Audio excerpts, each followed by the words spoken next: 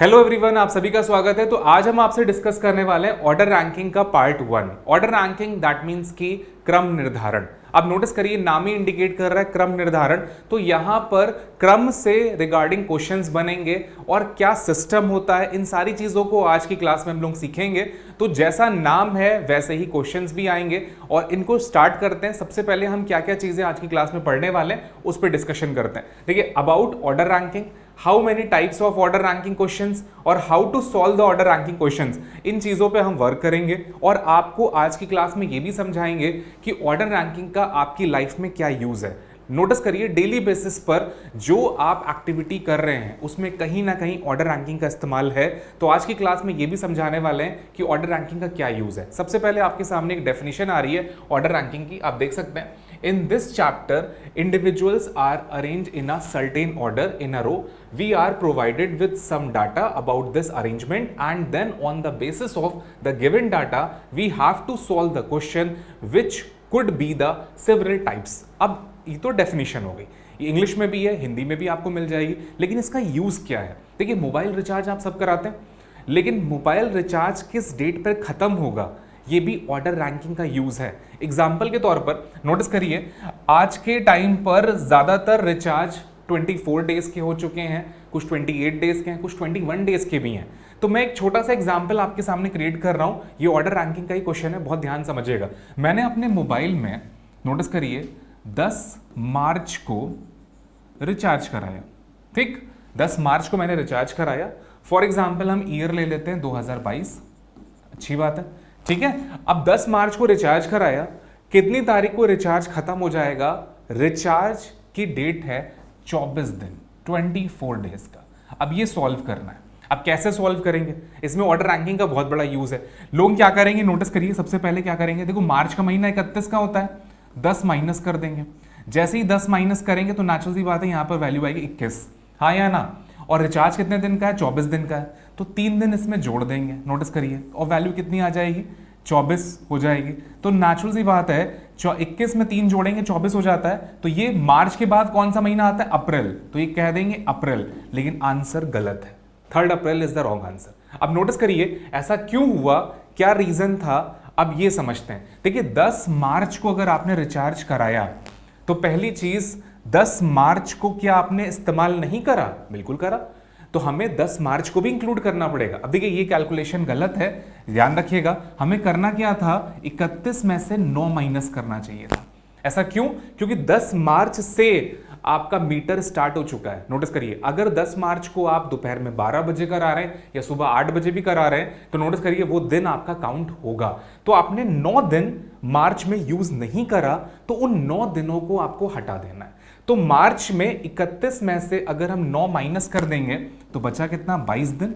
और हमारा रिचार्ज कितने दिन का था? 24 दिन का था। तो नेचुरल सी बात है, 2 दिन हम इसमें और जोड़ देंगे, 24 हो जाएगा। तो 2 अप्रैल को, नोटिस करिए, यहां पे ध्यान रखिएगा, 2 दिन हम और जोड़ देंगे तो कितना आ जाएगा? 24। तो यहां पर नोटिस करिए, आपके सामने टोटल कैलकुलेशन 24 आ चुका है। अब यहां पे क्या हुआ है? 2 अप्रैल को हमारा रिचार्ज खत्म हो जाएगा। तो ये क्लियर हुआ कि 2 अप्रैल को रिचार्ज खत्म हो जाएगा। और आज के टाइम पे तो बहुत सारी टेलीकॉम कंपनियां ऐसी भी हैं कि मान लेते हैं अगर सुबह 8 बजे आपने रिचार्ज कराया है तो 10 मार्च को, तो 2 अप्रैल को सुबह 8 बजे ही रिचार्ज खत्म होगा। ये चीज ध्यान रखिएगा। तो ऐसा भी हो रहा है, लेकिन ये कंपनी टू कंपनी मैटर करता है। समझ में आया? तो एक दिन का जो कैलकुलेशन है, सारा रोल उसी का है। अब इसको और कहां कहां हम लोग यूज कर सकते हैं? देखिए, डेली बेसिस पर जो चीजें हो रही हैं, जैसे डेली बेसिस पर आपके घर में एक दूध का पैकेट आ रहा है, उसका पेमेंट अगर आप मंथली कर रहे हो तो उसका कैलकुलेशन भी यहां से कर सकते हो। एग्जाम्पल के तौर पर मैं आपको समझाता हूं, नोटिस करिए। जैसे एग्जाम्पल के तौर पर मैंने 15 अप्रैल से, ठीक है, एक दूध का पैकेट डेली में खरीद रहा हूं, अच्छी बात है, और उसकी कॉस्ट है, मान लेते हैं 50 रुपीज, ठीक है, राउंड ऑफ में 50 रुपीज ले रहे हैं। अब इस 50 रुपए का पैकेट हम डेली खरीद रहे हैं और हमें वो पर्सन मई की 5 तारीख को आ गया पेमेंट लेने के लिए। ठीक, तो हमें पेमेंट कितना करना है? क्वेश्चन समझ में आ रहा है? कितनी तारीख तक? 5 मई को वो पेमेंट लेने आया है। अब हमें कितना पेमेंट उसको करना है, ये कैलकुलेशन करना है। तो बहुत आसान सा काम है। देखो, नोटिस करो, अप्रैल में सभी को पता है 30 दिन होता है, सभी को पता है। इसमें 15 माइनस करना है। 15 माइनस करना है कि 14 माइनस करना है? देखो सारा खेल यहीं से आता है। अगर आपने 15 माइनस करा तो फिर वही मिस्टेक कर गए। समझ में आया? तो यहां पे 15 नहीं करना है, ध्यान रखिएगा, 14 करना है। क्यों ऐसा? क्योंकि 15 तारीख से काउंट शुरू हो चुका है। समझ में आया? तो 14 दिन आपको बाहर करना है। जैसे ही आप 14 दिन बाहर करेंगे तो नोटिस करिए कितने दिन बच गए, 16 दिन वहां हो गए और 5 दिन यहां बच गए। तो 16 5 कितने हो गए, 21 दिन। अब 21 दिन का पेमेंट आपको करना है, ध्यान रखिएगा, ठीक है, उस पर्सन को, और एक दिन का पेमेंट है 50 रुपए। तो बहुत आसान सा है, देखिए 5 1 जा 5 2 जा 1050 रुपए देने हैं। समझ में आया? तो ऑर्डर रैंकिंग का इस्तेमाल आप डेली बेसिस पर अपनी लाइफ में कर रहे हैं, लेकिन वो आपको पता नहीं है कि वो एक्चुअल में ऑर्डर रैंकिंग है। समझ में आया? इस चीज से आप कैलकुलेट कर सकते हैं, लेकिन एक चीज ध्यान रखिएगा, 15 तारीख से स्टार्ट हो रहा है और 5 मई तक, मतलब 5 मई को भी इंक्लूड कर दिया है, ये ध्यान रखिएगा। तो 5 मई तक का पेमेंट है 1050 रुपए, अगर एक दिन की कॉस्ट है 50 रुपए। समझ में आएगी ये चीज? आई होप क्लियर हो गया। तो नेक्स्ट पॉइंट पे मूव करते हैं। आप इसकी डेफिनेशन हिंदी में भी देख सकते हैं, देखिए आपके सामने हिंदी भी अवेलेबल है, तो जो लोग हिंदी में समझना चाहते हैं वो यहां से भी क्लियर कर सकते हैं। लेकिन नोटिस करिए, मैटर डेफिनेशन नहीं आती। एक चीज हमेशा ध्यान रखिएगा, क्योंकि एग्जाम में डेफिनेशन कभी नहीं आती, ये ध्यान रखिएगा। एग्जाम में क्वेश्चन पूछा जाएगा और वो क्वेश्चन आपको इंग्लिश में भी मिलेगा, हिंदी में मिलेगा। तो जैसे जैसे हम लोग आगे बढ़ेंगे, चीजें आपको बाइलिंगुअल दी जाएंगी, लेकिन समझना बहुत जरूरी है, क्योंकि अगर +1 हुआ या -1 हुआ तो क्यों हुआ? क्योंकि ऑर्डर रैंकिंग के हर क्वेश्चन में कहीं -1 हो रहा है, कहीं +1 हो रहा है, कहीं -2 हो रहा है, कहीं +2 हो रहा है। तो क्यों हो रहा है, उसके पीछे का लॉजिक क्या है, वो लॉजिक जानना बहुत जरूरी है, तभी आप क्वेश्चन को और बेटर कर पाएंगे। और एक चीज ध्यान रखिएगा, ऑर्डर रैंकिंग का क्वेश्चन आपको आने वाले टाइम में और भी जगहों पे मिलेगा, ये ध्यान रखिए, क्योंकि बहुत सारे चैप्टर्स हैं जो इससे कोरिलेटेड है। तो जल्दी से आगे बढ़ते हैं, हम लोग नेक्स्ट पॉइंट पर आते हैं। अगला पॉइंट है types of order ranking question. देखिए ऑर्डर रैंकिंग क्वेश्चंस के टाइप्स, बहुत सारे टाइप्स है, लेकिन यहां पर 6 टाइप स्पेसिफाई करे गए। Finding total number of people, finding rank of the person, finding mid number, finding rank of a person sitting in middle of 2 person, rank interchange, only base questions. ये 6 category में order ranking को divide करा गया है। इसको start करते हैं। हम एक काम करेंगे, कुछ केसेस आपको बताएंगे, उन केसेस में जो चीज हम आपको बता रहे हैं वो मोस्ट इंपॉर्टेंट है, ये चीज ध्यान रखिएगा। तो केस नंबर 1 से स्टार्ट करते हैं। अब देखिए केस नंबर 1 आपके सामने आ चुका है, तो जल्दी से शुरुआत करते हैं। केस नंबर 1 एक्चुअल में है क्या और इसके थ्रू हम क्या चीजें सीखेंगे। देखिए एक लैंग्वेज यहां पे गिवन है, there are 5 members A B C D E, only A is taller than D, B is smaller than C but taller than E, और यही चीज हिंदी में भी मेंशन है। ठीक है, तो जरा स्टार्ट करते हैं। और ये ऑर्डर रैंकिंग का पार्ट है, नोटिस करिए एग्जाम में पूछा भी जाएगा। यहां पर जो मेन रोल है वो ओनली का है, ये ध्यान रखिएगा। इस ओनली का क्या मतलब है, ये चीज आपको समझनी है। देखो सबसे पहले हमें ये समझना है, 5 लोग हैं, उनको ऑर्डर में हमें बैठाना है। जो सबसे बड़ा होगा उसको हम सबसे पहले रखेंगे, उसके बाद उससे छोटा, फिर उससे छोटा, फिर उससे छोटा और साथ में सबसे छोटा। ठीक है, और 5 ही लोग हैं इसलिए हमने देखिए 5 बना दिए। ठीक है, अब नोटिस करना, A is taller than D, that means ये कहना चाहता है A D से बड़ा है, अच्छी बात है। और नोटिस करो only A is taller than D, केवल A D से बड़ा है। दोनों में फर्क है ना, देखो A D से बड़ा है, अच्छी बात है, और अगर ये बोला जाए केवल A D से बड़ा है तो दोनों में अंतर है। अब यहां पर होगा क्या, जिसके साथ ओनली लगा होगा उस पर्सन को कॉर्नर टच करना है। समझ में आया क्या, कॉर्नर टच करना है। अब नेचुरल सी बात है, ए के साथ अगर ओनली लगा है तो ए वाला जो पर्सन है वो कॉर्नर टच करेगा। अब अगर कॉर्नर है क्या, देखो कॉर्नर ये होता है और ये होता है, लाइन के जो 2 कॉर्नर है। अगर मैंने ए को यहां बनाया तो मैं डी को हवा में तो बना नहीं सकता, दैट मीन्स कि यहां पर ए नहीं आएगा। समझ में आया, क्योंकि ए के बाद में डी आ रहा है। क्लियर हुआ? तो इसका सिंपल सा अर्थ है, यहां पर ए आएगा और यहां पर डी आएगा, और ये दोनों पर्सन इस ओनली की वजह से फिक्स हो गए। समझ में आया, केवल ए डी से बड़ा है, दैट मीन्स कि और कोई भी पर्सन ए से बड़ा नहीं होगा। समझ में आया, तो केवल ए ही डी से बड़ा होगा, तो फिक्स हो गई पोजीशन, और जो बाकी पोजीशन बच गई हैं उनको हम आगे की लाइन से सॉल्व कर लेंगे। समझ में आया, तो इसका शॉर्टकट क्या है, जिसके साथ ओनली लगा होगा वो पर्सन कॉर्नर को टच करेगा। अब वो लेफ्ट कॉर्नर है कि राइट कॉर्नर है, ये आपको सिचुएशन पर बनाना पड़ेगा। ये चीज समझ में आई? तो ओनली वाला पर्सन कॉर्नर टच करेगा, इस चीज को अच्छे से रिमेंबर कर लीजिए। हम नेक्स्ट पॉइंट को पढ़कर जल्दी से डायग्राम ड्रॉ करते हैं। अब देखो B is smaller than C, B छोटा है किससे? सी से। बट लगा रखा है मतलब बी की बात कर रहा है। B is taller than E, B is taller than E. अब देखिए सी आ रहा है, बी आ रहा है, ई आ रहा है, तो हम क्या करेंगे? यहां पे सी बनाएंगे, बी बनाएंगे और ई बनाएंगे। बन गया क्वेश्चन हमारा। तो ये पूरा डायग्राम हमारा बन चुका है। अब इसके ऊपर आपसे एग्जामिनर क्वेश्चन पूछेगा, वो आपसे कुछ भी पूछ सकता है। हो सकता है पूछे मिडिल में कौन है, हो सकता है कि आपसे पूछे कि अगर डिसेंडिंग ऑर्डर में हम लोग अरेंज कर रहे हैं, डिसेंडिंग ऑर्डर में बड़े से छोटे क्रम में अरेंज कर रहे हैं, तो बताइए सेकंड नंबर पे कौन आ रहा है? डी आ रहा है। सबसे छोटा कौन है? ई आ रहा है। असेंडिंग ऑर्डर में अरेंज कर रहे हैं तो सेकंड कौन है? तो आंसर आएगा बी। अब ये चीज ध्यान रखिएगा कि घटता क्रम है कि बढ़ता क्रम है, किस ऑर्डर में एग्जामिनर ने क्वेश्चन पूछा है, इस चीज हमेशा ध्यान रखिएगा। लेकिन सॉल्व करते समय हमेशा हम लोग इसको डिसेंडिंग ऑर्डर में ही सॉल्व करेंगे। तो ये चीज क्लियर हो गई। नेक्स्ट पॉइंट पर आते हैं। तो point number 1 I hope clear हो चुका है। तो इसको नाम दिया है मैंने केस नंबर 1। अब आता है केस नंबर 2। अब देखिए केस नंबर 2 में बहुत माइनर सा डिफरेंस है। अगर आप देखें तो पूरी लैंग्वेज सेम है केस नंबर 1 की तरह, बस एक लाइन अंतर है। क्या अंतर है? तो यहां पे ओनली लगा था, लेकिन वो ओनली उठकर यहां चला गया। देखा? अब देखिए A is taller than only D. अब इसका क्या इंपैक्ट आएगा? नोटिस करिए, अगर ओनली डी के साथ हो, ए के साथ ना हो, तब क्वेश्चन में क्या फर्क आता है, इस चीज को समझते हैं केस नंबर 2 में। तो सबसे पहले हम काम ही करेंगे कि हम 5 पोजीशंस ड्रॉ करेंगे डिसेंडिंग ऑर्डर में। देखिए मैंने बना दी 5 पोजीशंस, ठीक है। अब नोटिस करना ए बड़ा है किससे? डी से। अच्छी बात है। अच्छा कोई कंपल्शन है बड़ा ही होना चाहिए? छोटा भी तो हो सकता है, बिल्कुल हो सकता है। नोटिस करिए कोई ऐसा कंपल्शन नहीं कि बड़ा ही हो, यहां छोटा लिखा हो तो भी बन जाएगा, लेकिन हमेशा हम लोग ड्रॉ करते समय इसको डिसेंडिंग ऑर्डर में ही ड्रॉ करेंगे। ये चीज ध्यान रखिए। अगर मान लेते हैं यहां छोटा लिखा होता तो हम उसको उल्टा कर लेते हैं। समझ में आया? क्योंकि बड़े वाले हिस्से को हम पहले रखेंगे और छोटे वाले हिस्से को बाद में करेंगे। लैंग्वेज जैसी भी हो, हम बड़ी चीज को पहले रखेंगे, छोटी चीज को बाद में रखेंगे। इस चीज को हमेशा ध्यान रखिएगा। अब नोटिस करिए ओनली इस बार किसके साथ लगा हुआ है? डी के साथ।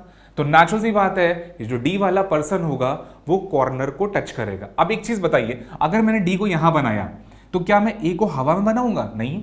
दैट मीन्स कि यहां डी हो नहीं सकता और डी को मुझे कॉर्नर टच करना है। तो दैट मीन्स कि ये सिंपल सा फंडा है, डी यहां हो जाएगा और ए यहां हो जाएगा। देखिए प्रीवियस पार्ट में ए और डी को हम लोगों ने यहां पे सेट करा था क्योंकि ओनली ए के साथ अटैच था, लेकिन इस पार्ट में अगर डी के साथ ओनली अटैच है तो ए और डी का जो पैच है वो लास्ट पोजीशन पर जाएगा। समझ में आया?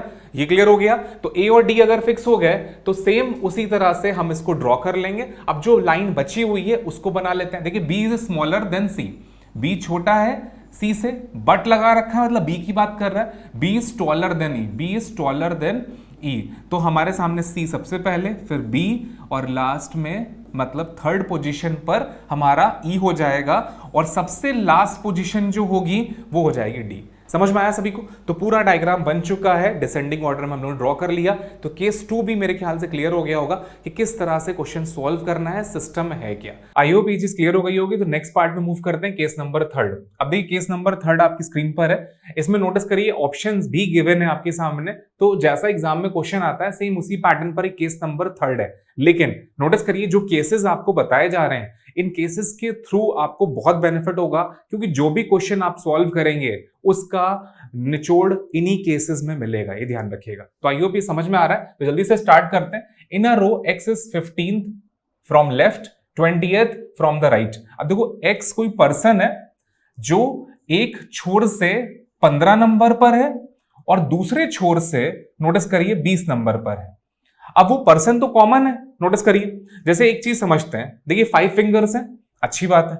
अगर मैं ये 5 फिंगर्स आपके सामने बना रहा हूं, अब नोटिस करो ये जो फिंगर है ये राइट साइड से 3 नंबर है और लेफ्ट साइड से भी 3 नंबर है। तो क्या 6 उंगलियां हैं? नहीं ना। क्यों? क्योंकि ये फिंगर नेचुरल सी बात है 2 बार काउंट हो रही है। एग्री? तो हम क्या करते हैं कि जो फिंगर राइट से भी थर्ड है लेफ्ट से भी थर्ड है तो तीनों 3 6 -1 करेंगे। वही सेम सिस्टम यहां पर भी है। नोटिस करो मैं कलर चेंज कर रहा हूं। देखो ये जो पर्सन है ये लेफ्ट से भी काउंट हो रहा है राइट से भी काउंट हो रहा है, तो नेचुरल सी बात है हम दोनों को जोड़ देंगे। जोड़ दिया तो वैल्यू कितनी आएगी 35, -1 कर देंगे 34। अब -1 क्यों करा, उसका एग्जाम्पल आपके सामने फिंगर का, क्योंकि देखिए एक फिंगर राइट से 3 नंबर है, लेफ्ट से 3 है, तो हम 3 + 3 करते हैं तो कितना होता है 6, -1 करेंगे तो कितना आएगा 5, और आप सभी को पता है 5 फिंगर्स हैं। समझ में आया ये चीज? तो इस एग्जाम्पल के थ्रू ये चीज याद कर लीजिए कि किसी पर्सन लेफ्ट से और राइट से अगर रैंक गिवन है तो दोनों को ऐड करिए, -1 कर दिए, टोटल आपको पता चल जाएगा। समझ में आया? मान लेते हैं आप किसी फंक्शन में गए, वहां पे लाइन से चेयर लगी हुई है, कोई पर्सन है जो आपका बैठा हुआ है मिडिल में, अब उस पर्सन की जो रैंक है वो एक साइड से मान लेते हैं 15 है, एक साइड से 20 है, इसका मतलब उस रो में टोटल कितनी चेयर पड़ी है, 34 चेयर पड़ी है। समझ में आया? तो इसका लाइफ में प्रैक्टिकल यूज भी है, ये चीज ध्यान रखिएगा। देखिए ऑर्डर रैंकिंग का हर क्वेश्चन कहीं ना कहीं आपकी लाइफ से कोरिलेटेड है, कैसे कोरिलेटेड है ये मैं आपको बताता रहूंगा। तो ये चीज समझ में आ गई कहां से कोरिलेट हो रहा है आपकी लाइफ में। तो 34 is the right answer, answer आ चुका है 34, ऑप्शन नंबर सेकंड आंसर सही है। तो आप इसका आंसर की भी देख सकते हो, आंसर सेकंड सही है। तो केस नंबर 3 यहीं पर एंड होता है। हम नेक्स्ट केस पे मूव करते हैं, केस नंबर 4 पर आता है। अब देखो केस नंबर 4 आपके सामने आ चुका है, यहां पर भी 4 ऑप्शन है, बहुत ध्यान से सॉल्व करिएगा। हर केस कुछ ना कुछ अलग होगा और कुछ ना कुछ सिखा कर जाएगा आपको। तो जल्दी से स्टार्ट कर दें। x is 7 to the left of y। देखिए ये y पर्सन है, अच्छी बात है, इसके लेफ्ट में x आ रहा है 7वें नंबर पर। अब नोटिस करिए अगर ये 7 नंबर गिवन है तो इसका मतलब है कि x और y के मिडिल में 6 लोग आएंगे। कितने लोग आएंगे? 6। किसी पर्सन का लेफ्ट और राइट होने पर उस पर्सन की काउंटिंग नहीं होती, ये चीज ध्यान रखिएगा। जैसे ये y पर्सन है, अच्छी बात है, तो y के लेफ्ट में 1 2 3 4 5 6 और 7वें नंबर पर आपका x बैठेगा। समझ में आया? तो x और y के मिडिल में नोटिस करिए कितनी लाइंस आ रही हैं, 6 लाइंस आ रही हैं। तो ये ध्यान रखिएगा किसी पर्सन का लेफ्ट और राइट उस पर्सन को इंक्लूड नहीं करता। समझ में आया? तो दैट मींस कि y के लेफ्ट में अगर 7 बोला जा रहा है तो उन 7 में y को नहीं गिना गया है। समझ में आया? आगे बढ़ते हैं। अब देखिए यहां पे आगे दिखा है हु लगा रखा है, ये y को बताता है। y is 20th from the right and, y का यहां से 20वां स्थान है। अब नोटिस करो यहां से 20 नंबर पे y आ रहा है, अच्छी बात है। तो ये नोटिस करना इस लास्ट पर्सन को भी इंक्लूड कर रहा है, क्योंकि अगर ये लास्ट पर्सन को इंक्लूड ना करता, क्योंकि देखो यहां पे लगा है फ्रॉम का मतलब ये है कि राइट एंड से लेफ्ट एंड की ओर 20 नंबर पे y बैठा है। अगर मैं ये बोलूं कि y और इस लास्ट पर्सन के बीच में कितने लोग हैं तो आंसर आएगा 18 लोग हैं। अब देखिए यहां पर एक माइनस नहीं होगा, यहां पर 2 माइनस होगा, क्योंकि देखिए एक y खुद हो गया और एक लास्ट पर्सन हो गया। इन दोनों के मिडिल में कितने लोग हैं तो आंसर आएगा 18, क्योंकि 20 का 2 कम करेंगे तो 18 आएगा। समझ में आया ये चीज? अब इस चीज को समझते हैं, क्वेश्चन में हमसे पूछा गया है। देखिए क्वेश्चन ने हमसे पूछा है x का राइट से स्थान बता दीजिए। तो हमें करना क्या है कि जो x पर्सन है इसका राइट से रैंक फाइंड आउट करना है। एक चीज समझना, यहां से यहां तक कितने लोग आ रहे हैं 20, 6 लोग मिडिल में, तो 20 + 6 + x खुद 1, तो टोटल कितना निकल कर आया 27। तो 27 is the right answer, answer आ रहा है 27। आई होप क्लियर हुआ, समझ में भी आया किस तरह से करना है। कई बार स्टूडेंट ये कहता है कि सर आपने 1 + 6 क्यों करा। देखिए अगर आप इस तरह से डायरेक्ट भी कर सकते थे, 20 में 7 जोड़िए 27 आंसर आ गया, लेकिन जो 6 + 1 का मैंने बाइफर्केशन करा है इसका आने वाले क्वेश्चन में बहुत बड़ा यूज होगा। समझ में आया?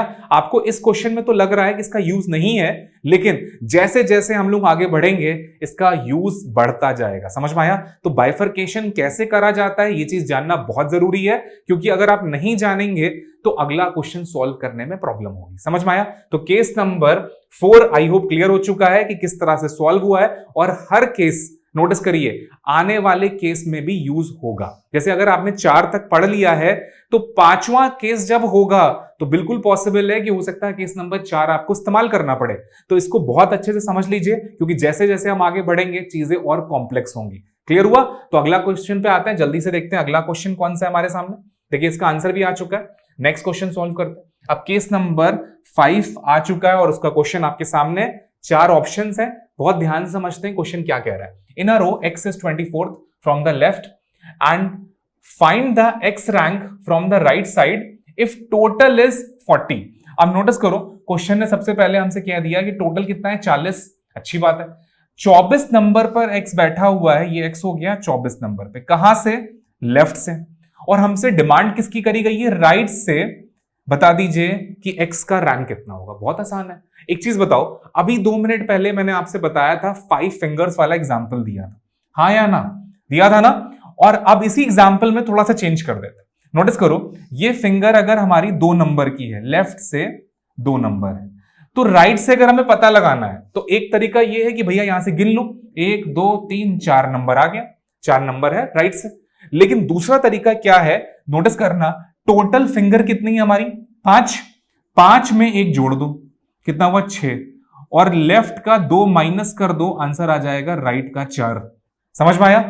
टोटल में 1 जोड़ो, लेफ्ट घटाओगे राइट आ जाएगा, राइट घटाओगे लेफ्ट आ जाएगा। और इसका सिंपल सा फंडा है, आपके सामने है, आप देख सकते हो फिंगर वाला एग्जांपल। देखो, लेफ्ट से दूसरी नंबर की फिंगर है, अगर मैंने 5 में से 2 घटा दिया तो आंसर आएगा 3। तो क्या ये फिंगर 3 नंबर की है? नहीं, इसलिए मुझे एक ऐड जरूर करना पड़ेगा। वो क्यों ऐड होता है? क्योंकि उसकी हमें डबलिंग करनी है। ऐसा क्यों? जो फिंगर लेफ्ट से आ चुकी है वही फिंगर राइट से दोबारा काउंट करना है। दैट मींस कि उस फिंगर की काउंटिंग 2 बार होगी, तो हमें इसीलिए +1 करना होगा। तो हम क्या करेंगे? टोटल में 1 जोड़ेंगे। देखिए, एक फॉर्मूला है, टोटल +1।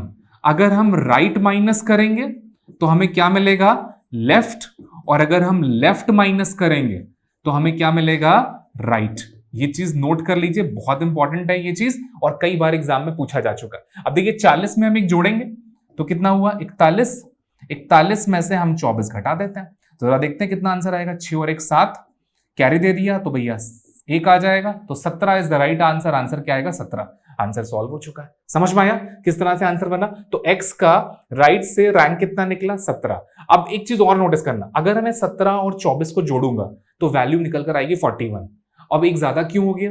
क्योंकि उस पर्सन की काउंटिंग 2 बार हो गई। समझ में आया ये चीज? तो आई होप क्लियर हो गया। लेकिन ये कॉन्सेप्ट तभी लगाइएगा जब एक सिंगल पर्सन हो। समझ में आया? अगर मल्टीपल पर्सन होंगे तब ये कॉन्सेप्ट मत यूज करिएगा। समझ में आया? एक ही पर्सन का रैंक लेफ्ट से ही है और उसी पर्सन का रैंक हमें राइट से निकालना है, और टोटल हमारे सामने गिवन है। तो समझ में आ चुका होगा। आई होप क्लियर हो चुका है। तो इसका आंसर की भी देख सकते हो, second is the right answer. Answer बन चुका है। Case number 5 I hope clear हो चुका है। देखिए, टोटल आपके सामने 12 केसेस है, जिसमें से हम लोग अभी 5 केस कर चुके हैं। तो जैसे जैसे आगे बढ़ेंगे चीजें और बेटर होती जाएंगी, और जितनी चीजें आपके मन में डाउट हैं वो डाउट धीमे धीमे सॉल्व होंगे। हो सकता है कि आपके मन में कोई डाउट हो तो अभी 7 केसेस और बचे हैं, क्योंकि टोटल 12 केसेस हैं। इन 12 केसेस को अगर आपने अच्छे से लर्न कर लिया तो मुझे नहीं लग रहा है कि ऑर्डर रैंकिंग में कोई भी ऐसा पार्ट हो जो आप ना कर पाए। क्लियर है? तो अगला क्वेश्चन पे आते हैं। अगला केस नंबर 6 आपके सामने, बहुत ध्यान से देखो। देखो, केस 6 में सबसे पहले क्वेश्चन क्या कह रहा है? A is 8th to the right of B, who is 14th to the left of C, who is 25th from the right end, what is the rank of A from the left if total is 44। अब देखिए, इस case में जो अभी हम लोगों ने previous में केस 4 पढ़ा था, कहीं ना कहीं उसका यूज बहुत बढ़िया होने जा रहा है। जल्दी से स्टार्ट करते हैं, देखते हैं क्या बनेगा। बहुत ध्यान समझिएगा। देखिए, सबसे पहले लिखा है A is 8th to the right of B, अच्छी बात है। B who is 14th to the left of C, और C who is 25th from the right end। तो सबसे पहले हम C को बनाएंगे। देखिए, हमने यहां पे C बना दिया। C राइट एंड से कितना नंबर है? 25th, अच्छी बात है। अब C के लेफ्ट में 14 है B। अब देखो, B यहां पे हम लोग ड्रॉ कर देंगे, बना दिया। B यहां पे कितना नंबर है? 14th पर है। क्लियर? नेक्स्ट लाइन पर आते हैं हम लोग। अब नोटिस करना, यहां पे लिखा है C के लेफ्ट में B आ रहा है कितना? 14th नंबर पर। तो अब हम B को ड्रॉ कर लेते हैं। नोटिस करो, यहां पे हमारे सामने B बन जाएगा। तो देखिए, नोटिस करिए, 14th नंबर पे हम लोगों ने ड्रॉ कर दिया B को। क्लियर हुआ? फिर आगे बढ़ते हैं। B के राइट में आपका A आ रहा है। अब एक चीज नोटिस करना, B का राइट इधर होगा, तो नेचुरल सी बात है यहां पर A आ जाएगा, और नंबर कितना दे रखा है आपके सामने? 8। ये ध्यान रखना। अब मैं देखिए कलर चेंज कर रहा हूं, बहुत ध्यान समझिएगा। देखिए, यहां तक सारी चीजें क्लियर हैं तो ऑटोमेटिकली चीजें आसान होती चली जाएंगी। अब देखिए, क्वेश्चन ने हमसे मांगा क्या है? What is the rank of A from the left. देखिए, टोटल हमें पता है 44 है, और A का यहां से रैंक मांगा गया है। ठीक, अब जरा सॉल्व करते हैं। पहले तो जानना है हमें मिडिल में कितने लोग आ रहे हैं। देखो एक चीज समझो, बी और ए, बी के राइट में ए है 8 नंबर पर, तो इसका मतलब बी और ए के मिडिल में 7 होंगे। ये ध्यान रखना, क्योंकि बी के राइट में ए है 8 नंबर पर, तो 8 में 1 कम करो 7, तो बी और ए के बीच में कितने होंगे 7। अब यही चीज हम यहां भी लगा देंगे, सी के लेफ्ट में 14th नंबर पर बी है, इसका मतलब सी और बी के बीच में, सी और बी के मिडिल में 13 लोग होंगे। कितने होंगे? 13। किसके? सी और बी के मिडिल में 13 मेंबर है। अच्छा एक चीज बताना, ए और बी के मिडिल में 7 है, और बी और सी के मिडिल में, ए और बी के मिडिल में 7 है, और सी और बी के मिडिल में 13 है, तो इसका मतलब है 13 में से 7 घटा दो, बचा कितना? 6। तो क्या 6 लोग आएंगे? नहीं, यहां पर आएंगे 5 लोग। कैसे? नोटिस करिए, ए भी तो है, देखिए यहां पे 7, यहां पे 5, 7 और 5 12, और मिडिल में कौन है? ए, तो वो हो गया 13। तो नोटिस करिए बी और सी का जो 13 आ रहा है वो सम आपके सामने क्लियर हो गया। समझ में आया?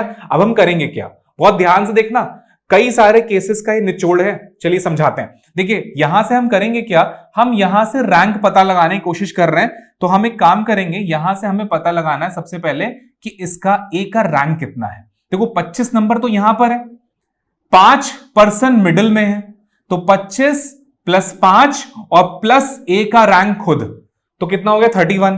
तो इसका मतलब है कि यहां से ए का जो रैंक है वो कितना आ रहा है? 31 आ रहा है। कैसे पता लगाया? देखो 25 प्लस 5 प्लस 1, तो आंसर कितना? 31 आया। तो यहां से ए का रैंक 31 है। अब नोटिस करो, मुझे पता है टोटल 44 है, 44 में मैं एक जोड़ दूंगा 45, और 31 में माइनस कर दूंगा, तो वैल्यू कितनी आई? 14 is the right answer. Question solve हो चुका है। समझ में आया? अब देखो दो केसेस को मिलाकर इस केस को बनाया गया।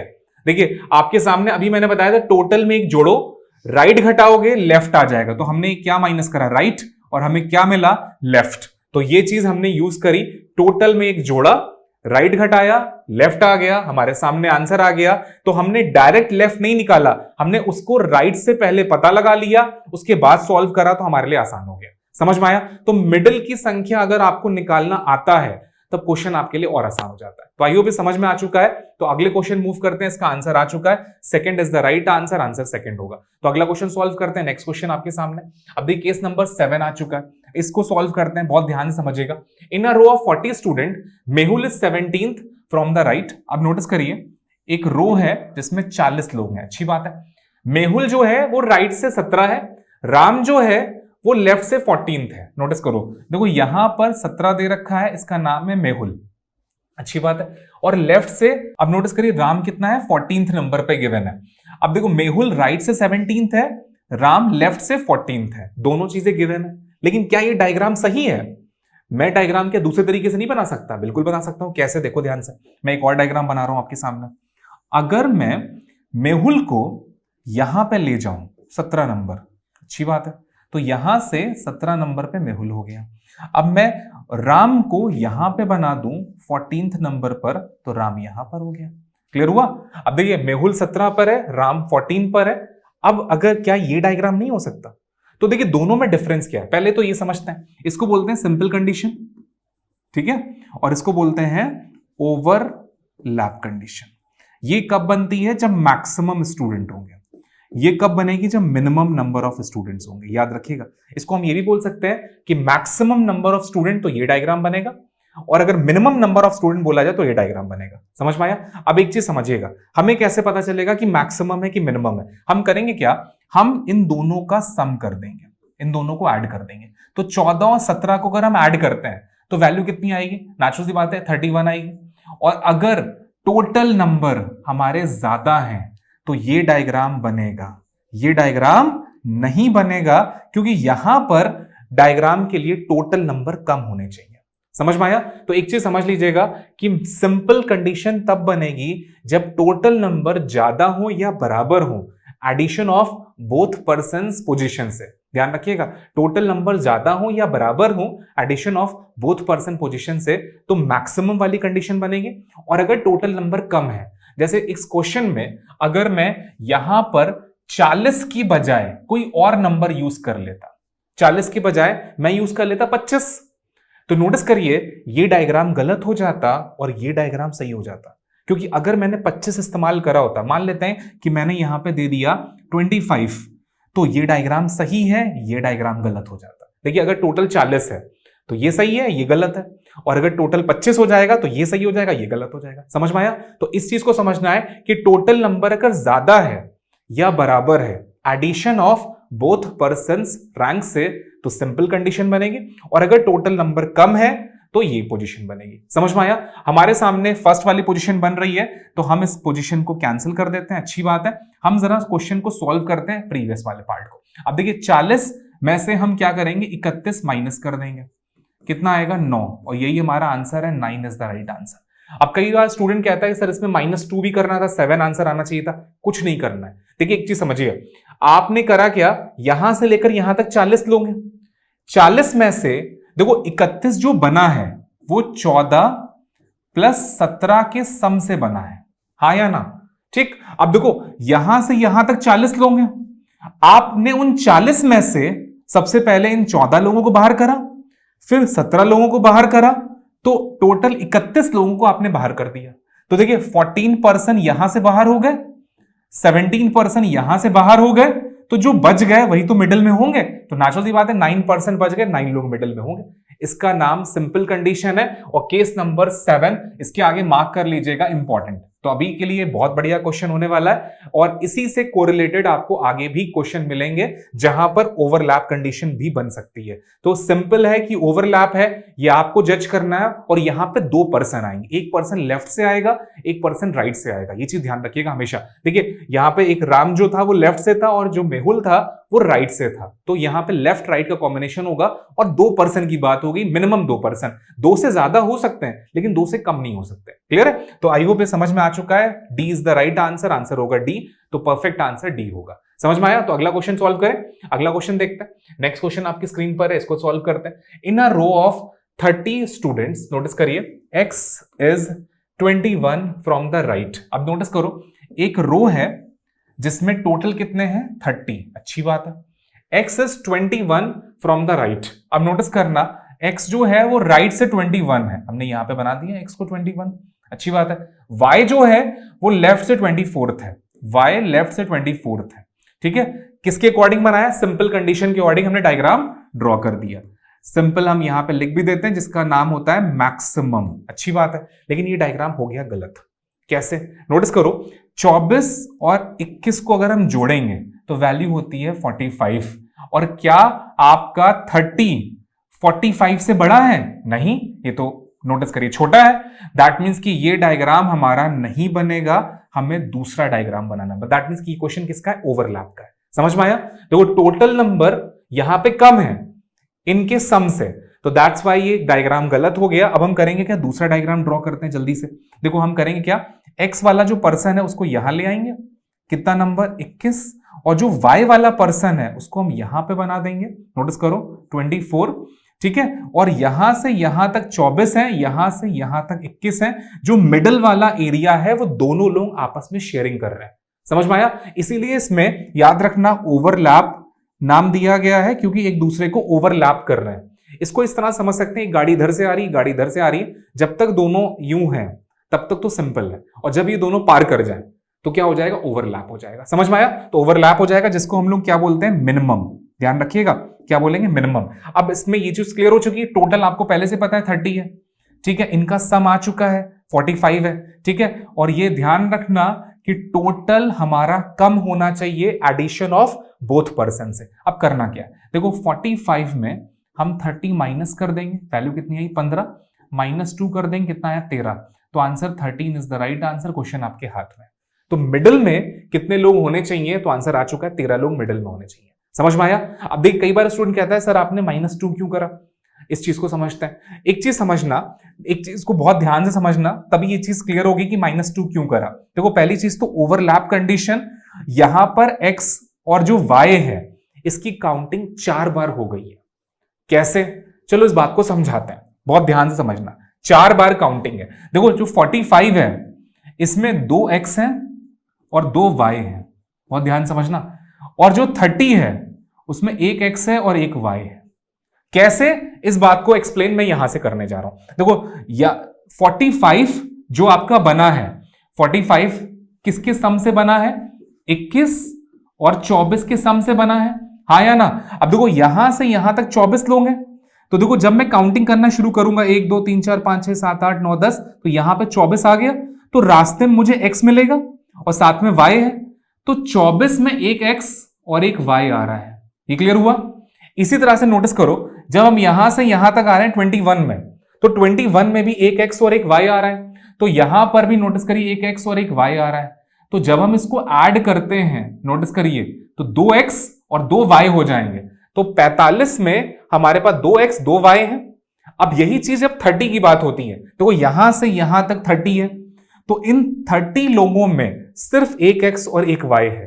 तो जब 45 में से 30 घटाते हैं, तो देखो 2x में से एक x चला गया, 2y में से एक y चला गया, तो इसका मतलब है 15 लोग जो निकल कर आए हैं वो x और y को मिलाकर 15 है। दैट मीन्स कि जो एरिया में ब्लैक कर रहा हूं, देखो ये आपका x है और ये आपका y है, और मिडिल को सबको मिलाकर यहां पे 15 आए हैं। जब मैं -2 कर रहा हूं, तो वो -2 किस लिए है, x और y को हटाने के लिए है, क्योंकि क्वेश्चन ने हमसे पूछा है कि x और y के बीच में कितने लोग हैं। तो बीच वाली संख्या निकालने के लिए हमें क्या करना होगा कि एक संख्या आपकी x को बाहर करना है और एक संख्या y को बाहर करना है। इसीलिए देखिए यहां पे -2 करा गया, तो एक x को बाहर करा, एक y को बाहर करा गया, वैल्यू आ गई 13। आई होप समझ में आया। और ये मोस्ट इंपॉर्टेंट है, इसको मार्क कर लीजिएगा, बहुत बढ़िया क्वेश्चन है, याद रखिए। समझ में आया। तो आंसर आ चुका है, 13 is the right answer, option number 2 होगा। तो केस नंबर 8 भी आपके सामने क्लियर हो गया, इसका आंसर देख सकते हैं, आंसर आ चुका है। अगला क्वेश्चन सॉल्व करते हैं, नेक्स्ट देखो। अब देखो केस नंबर 9 आ गया, केस नंबर 9 समझते हैं अच्छे से। देखो in a row of x is 38 from the left, अच्छी बात है, बहुत ध्यान से देखिए x कितना है 38, ये x हो गया 38 नंबर पर है। y is 13th from the left, ये हो गया, अच्छी बात है। Then how many students are sitting between them. अब देखो एक चीज समझना, ये भी जनाब लेफ्ट से हैं और ये भी जनाब लेफ्ट से है। देखो सिंपल और ओवरलैप तब बनता है जब एक लेफ्ट से हो और एक राइट से हो, बताया था मैंने। देखो एक इधर से आ रहा हो और एक इधर से आ रहा हो, तब सिंपल ओवरलैप बनता है। लेकिन यहां तो दोनों लेफ्ट से है ना, तो इसमें सिंपल और ओवरलैप का तो फंडा ही नहीं आएगा। समझ में आया कैसे करना है, देखो ध्यान से। हम करेंगे क्या, 38 में से 13 घटा देंगे, कितना आएगा 5 और 2 25, -1 और कर देंगे, वैल्यू कितनी आई 24। तो 24 इज द राइट आंसर। अब कई बार स्टूडेंट कहता है सर आपने -1 क्यों करा, चलिए समझाते हैं। देखिए इस चीज को समझिए, यहां से यहां तक 38 है, अच्छी बात है। जब हम 13 लोगों को बाहर करते हैं, तो देखिए 13 लोग बाहर हो गए ना बाहर, अच्छी बात है। अब जो एरिया बच गया, मैं उसको कलर कर दे रहा हूं, ये एरिया बच गया, ये कितना है 25। इस एरिया में मुझे y नहीं है, y तो निकल गया बाहर हो गया, लेकिन x अभी इस एरिया में मौजूद है। तो ये जो -1 करा है, ये मैंने x को बाहर करा है, ये जो x था इसको बाहर करने के लिए -1 करा है। जैसे ही हम इसको -1 करके x को बाहर कर देंगे, तो इनके बीच में 24 लोग निकल कर आएंगे। समझ में आया। तो -1 किसके लिए करा है, x के लिए करा है। और ये कॉन्सेप्ट तब लगेगा जब दोनों पर्सन एक ही डायरेक्शन से हो, या तो दोनों लेफ्ट से हो या तो दोनों राइट से हो, ध्यान रखिएगा। तो केस नंबर 9 आपको तभी यूज करना है जब इसमें 2 पर्सन हो और दोनों पर्सन सेम डायरेक्शन से हो, या तो दोनों लेफ्ट से हो या तो दोनों राइट से हो, ये ध्यान रखिएगा। तो आंसर आ चुका है 24 is the right answer, option number 3 होगा। इसका आंसर की भी देख सकते हैं, आंसर आ चुका है आपके सामने, 3 इज द राइट आंसर। अगला चलते हैं लोग नेक्स्ट केस पर, केस नंबर 10। तो जल्दी से आते हैं केस नंबर 10 पर। अब देखो सिचुएशन थोड़ी सी चेंज हो गई। अब इस बार क्या करना है हमें, इस सिचुएशन में नोटिस करो, सबसे पहले सामने आ रहा है इंटरचेंज का कॉन्सेप्ट। यहां पे होगा क्या, कुछ पर्संस दिए होंगे, पहले मैं आपके सामने डायग्राम ड्रॉ करता हूं। तो एक चीज समझना, ऑर्डर रैंकिंग को अच्छा करने के लिए डायग्राम जरूर बनाइए, जिससे आपका कॉन्सेप्ट और तगड़ा होगा और सॉल्व करने में आपको हेल्प होगी। In a class boys and girls, the position of Ram from the left side is 26। देखिए राम लेफ्ट साइड से 26 नंबर पर है, अच्छी बात है। And the position of Shyam from the right side is 18th। Shyam जो है वो 18th नंबर पर है। नेक्स्ट में दिया है they are interchange their position. अब देखो इंटरचेंज में होता क्या है, पर्सन बदलेंगे, चेयर नहीं बदलेगी। देखो ये 18 नंबर की कुर्सी है, कौन बैठा है, श्याम। अब जब इंटरचेंज होगा, मैं यहां पे कर भी देता हूं इंटरचेंज, और उसके बाद मैं कलर चेंज कर दूंगा। तो यहां पर श्याम आ जाएंगे, आ गए, और यहां पर राम आ जाएंगे। तो यहां पे मैं लिख भी दूंगा आफ्टर इंटरचेंज। क्लियर है? तो यहां पे क्लियर हो जाएगा, आफ्टर इंटरचेंज श्याम यहां पर आ गया, राम इधर आ गया। तब देखो राम किस चेयर पे बैठ गए? 18 नंबर की कुर्सी पर। ये चेयर कौन सी है? 18 नंबर की। कहां से? राइट से। और ये चेयर कौन सी है? 26 नंबर पर है। कहां से? लेफ्ट से। समझ में आया? अब क्वेश्चन देखिए क्या कहता है। देखो after interchange the position Ram from the left hand side is 30th। अब देखो जैसे ही हमने इंटरचेंज करा तो जो राम है वो 30th नंबर की चेयर पे पाए गए। अब नोटिस करो यहां से यहां तक 30th है। नोटिस करो दैट मींस हमने डायग्राम एकदम सही बनाया है। क्यों? नोटिस करो यहां से यहां तक 26 है और यहां से यहां तक 30 है। इसका मतलब देखो 26 की लाइन छोटी है और 30 की लाइन बड़ी है। डायग्राम हमारा एकदम परफेक्ट है, ये ध्यान रखिएगा। अब देखिए करना क्या है, क्वेश्चन ने पूछा क्या गया है वो पहले समझ लेते हैं, फिर मैं आपको आगे चीजें बताता हूं। What is the position of Shyam from the right side? Examiner ने आपसे मांगा है, बताइए राइट से ये जो श्याम है इनकी रैंक कितनी है। बहुत आसान सा काम है, चलो समझते हैं। देखिए मैं फिर से कलर चेंज कर रहा हूं जिससे आपको और आसानी हो। देखो एक चीज समझना, यहां से यहां तक कितने हैं? 26। यहां से यहां तक कितने हैं? 30। अगर मैं 30 में 26 घटा दूं तो कितना आएगा? नोटिस करो 30 माइनस 26, 4 माइनस 1 कितना आएगा? 3। तो इसका मतलब है कि राम और श्याम के मिडिल में 3 लोग हैं। सबसे पहले तो हमें यह जानना है कि राम और श्याम के बीच में कितने हैं। ये अगर हमें मिल गया तो बहुत बेनिफिट है। देखो अब देखना ध्यान से, हमें पता लगाना है यहां से यहां तक कितने लोग हैं, यही तो जानना है। देखो यहां से यहां तक कितने? 18। 18 में 3 जोड़ो और प्लस 1, तो 18 प्लस 3 प्लस 1, तो कितना जोड़ना है? 4 जोड़ना है। तो कितनी वैल्यू आएगी? 22। तो आंसर निकल कर आ चुका है 22 is the right answer.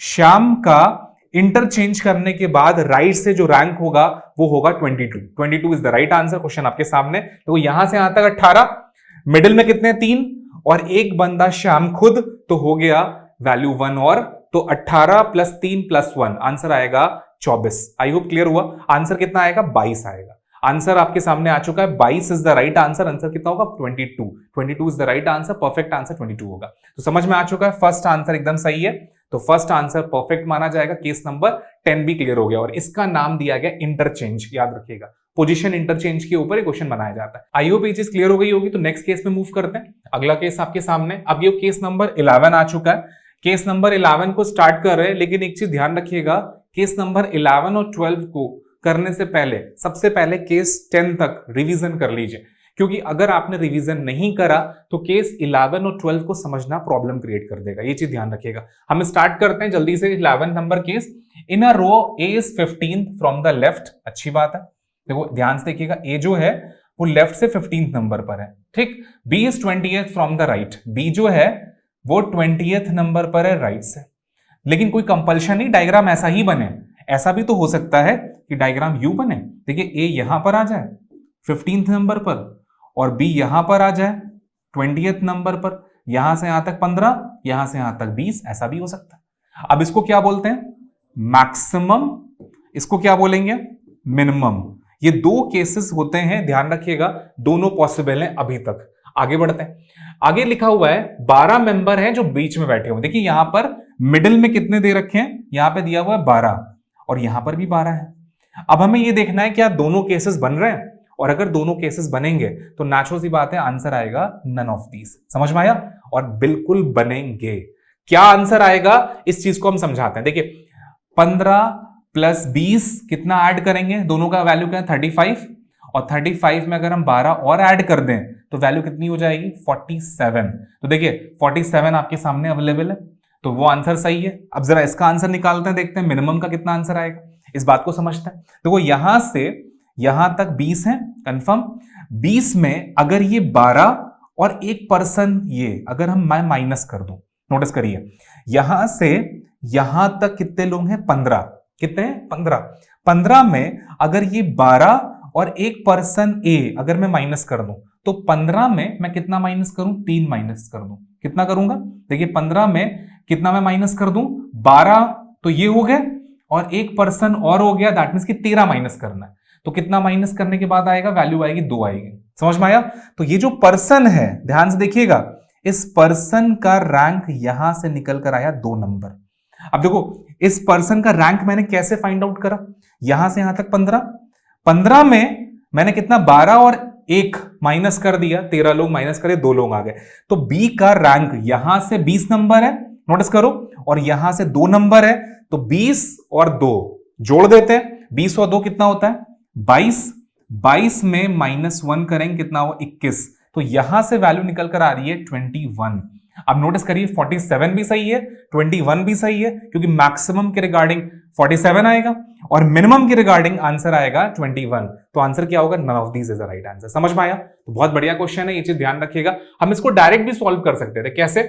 Notice करो, अगर 15 20 में कौन छोटा 15, अगर मिडिल वाली संख्या 13 और उससे कम है तो आंसर CND आएगा।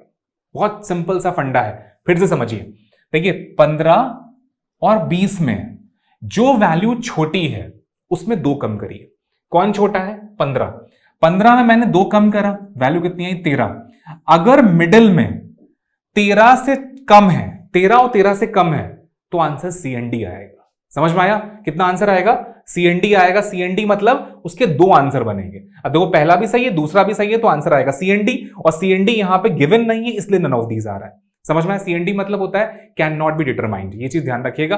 तो आपके सामने लॉजिक आ चुका है कि अगर मिडिल में 13 12 11 10 9 8 7 6 कुछ भी दिया हो आंसर आएगा CND, ये चीज ध्यान रखिएगा। लेकिन अगर मिडिल में बोल दिया जाए 14 मेंबर है, कितने मेंबर है 14, देखिए अगर 14 मेंबर बोल दिए गए तब आंसर बनेगा। समझ में आया? अगर 13 मेंबर बोला गया तो आंसर 2 बनेंगे, लेकिन अगर 14 मेंबर बोल दिया गया तब एक आंसर बनेगा और एक नहीं बनेगा, ये चीज ध्यान रखिएगा। तो इस केस में हमने यहीं पर रखा है। अगला केस आता है आपके सामने, केस नंबर 12 आने जा रहा है, इसका आंसर भी देख सकते हैं, 4th is the right answer. अगला केस पर आता है। अब देखिए नेक्स्ट केस भी आपके सामने आ चुका है, इस केस को ध्यान से समझते हैं। सेम उसी तरह से है, बस थोड़ा सा अंतर है, बहुत ध्यान से देखिएगा इस चीज को। देखिए A is 20th from the left, अच्छी बात है, A is 20th from the left, B is 28th from the right, B is 28th from the right. अब देखो नोटिस करो दोनों में छोटा कौन है 20। अगर मैं 20 में 2 कम कर दूं वैल्यू कितनी है 18।